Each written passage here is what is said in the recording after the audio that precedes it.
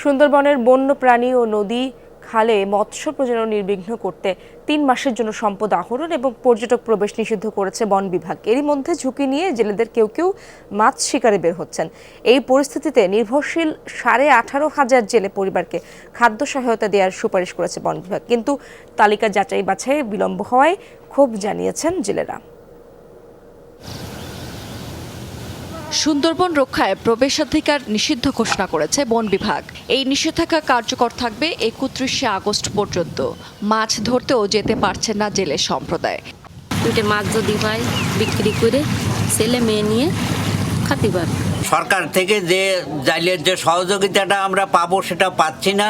বর্তমানে ছেলে পেলে নিয়ে খুব অভাবের দিন যাচ্ছে। অনেকেই বনরক্ষীদের দৃষ্টি এড়িয়ে যাচ্ছেন। সুন্দরবনে শিকার করছেন রেণুপোনা।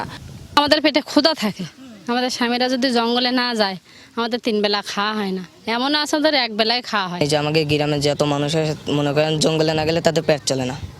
আমি 40 বছর জাল দড়ি ধরে মাছ সাগর পরে নিব্বাত জঙ্গলের পরে 5 মাস সাগর করি, আর কয় মাস এই জায়গায় সেই জাল দড়ি মাছ সাগর পরে নিব্বার।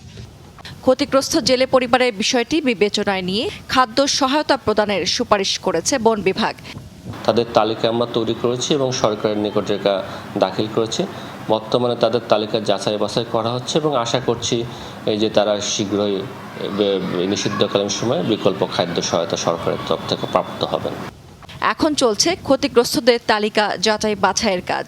খুব সহসাই খাদ্য সহায়তার চাল পাওয়া যাবে কিনা তা নিয়ে রয়েছে মৎস্য অফিসের সংশয়। সর্বোচ্চ গুরুত্ব দিয়ে একটা নির্ভুল তালিকা তৈরি করার কাজ করছি। ইতিমধ্যে এই তালিকাটি আমরা সংশ্লিষ্ট উপজেলায় প্রেরণ করেছি। জেলেরা যাতে দ্রুত চালটা পায় সেই লক্ষ্যে আমরা কাজটা করছি।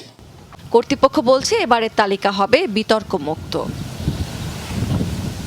রাবেয়া স্মৃতি, যমুনা নিউজ।